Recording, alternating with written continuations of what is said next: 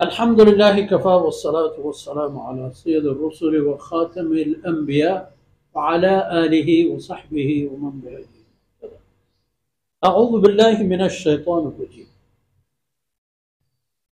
ولا تصعر خدك للناس ولا تمشي في الأرض مرحا إن الله لا يحب كل مختال فخور واقصد في مشيك واغضض من صوتك إن أنكر الأصوات لصوت الحمير. سبحانك لا علم لنا إلا ما علمتنا إنك أنت العليم الحكيم. رب اشرح لي صدري ويسر لي أمري واحلل عقدة من لساني يفقهوا قولي واجعل لي وزيرا من أهلي رب زدني علما وارزقني فهما ثم. گرامی قدر بھائیوں اور پیارے بچوں، سیدنا لقمان علیہ السلام کی قیمتی نصائح اتنی قیمتی جو قرآن کی آیتیں بن جاتی ہیں، اندازہ لگائیں پھر ان پر عمل کتنا مفید اور کارآمد. اپنے صاحبزادے سے فرماتے ہیں وَلَا تُسَعِّرْ خَدَّكَ لِلنَّاسِ، لوگوں کے ساتھ اپنے رویہ درست اور سخت نہ کر. خد ویسے یہ چہرے کو خد. لوگوں کے ساتھ ترش روی تلخ لب و لہجہ یہ نہیں، شیرین اور میٹھا زبان.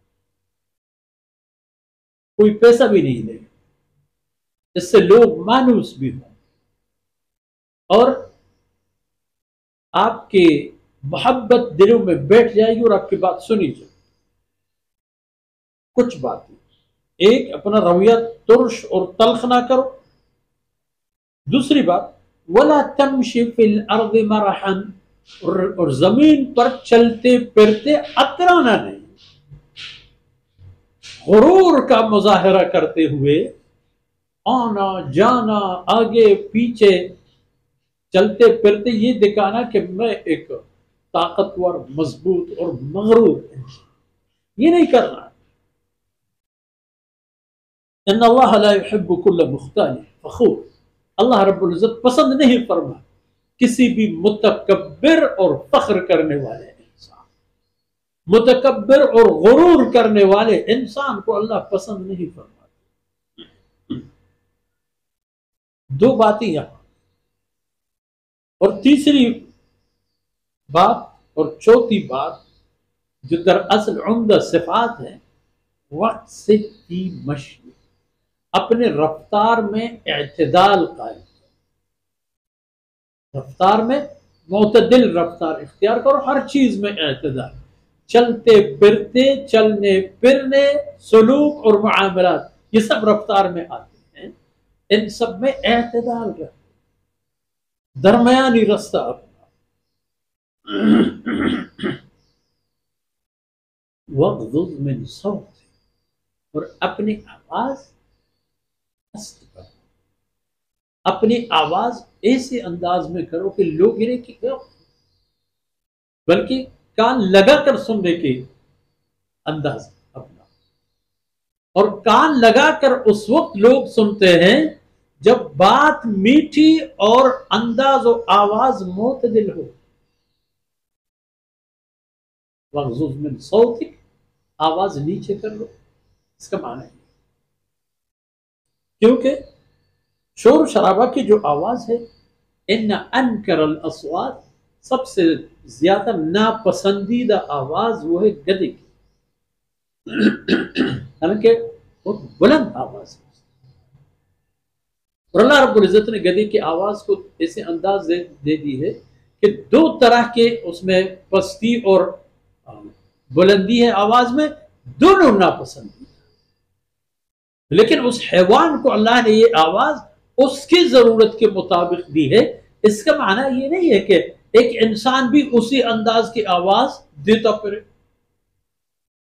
آواز کو کنٹرول کرو اور ایسی آواز اپناؤ کہ جیسے میں نے عرض کیا کہ کان لگا کر سنی جائے، اس میں مٹاس ہونی چاہیے. جو بات کرو گے وہ بات شیرین اور مفید سی بات ہونی چاہیے، اور بات کرتے وقت آپ کا لب و لہجہ بھی ایسا ہونا چاہیے کہ لوگوں کو سنتے ہوئے مزہ آئے۔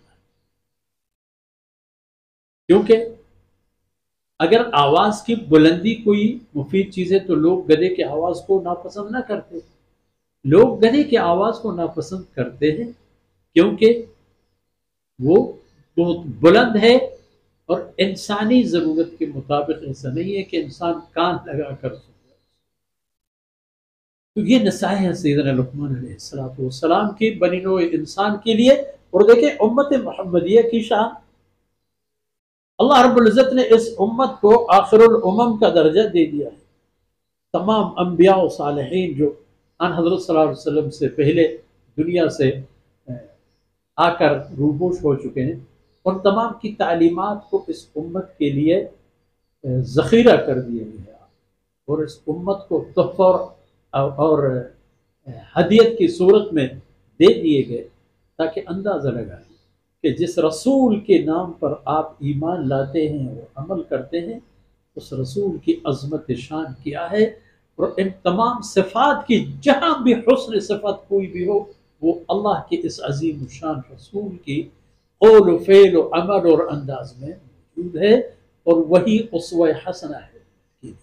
وصلی اللہ علی نبینا محمد وعلی آلہ وصحبہ